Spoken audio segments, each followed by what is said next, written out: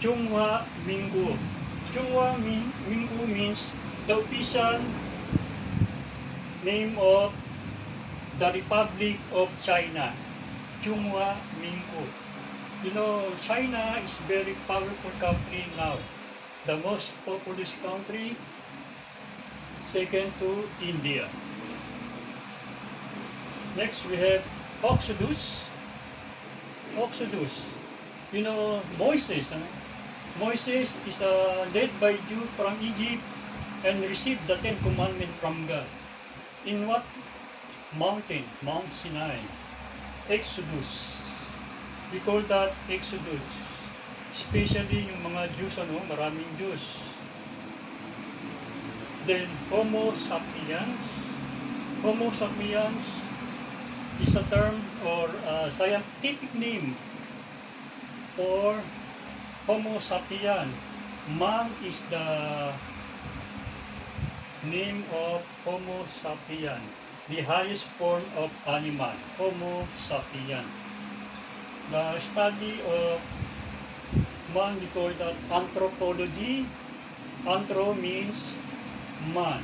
Study means, apology means study.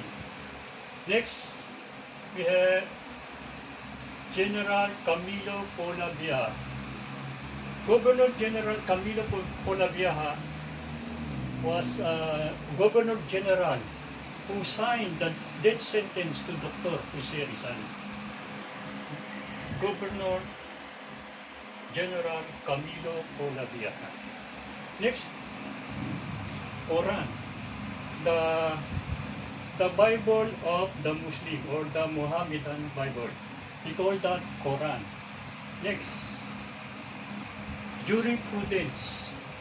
Jurisprudence is the study of law.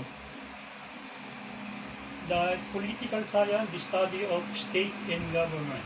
But jurisprudence is the study of law. Next, anatomy. Anatomy is the study of human body. You know, the father of modern anatomy, the father of modern anatomy is Vesalius. We have also the pathology, same as anatomy, the structure of human body. Kasama doon yung tinatawag pag-biopsy, pag-surgery, yun na tinatawag na pathology.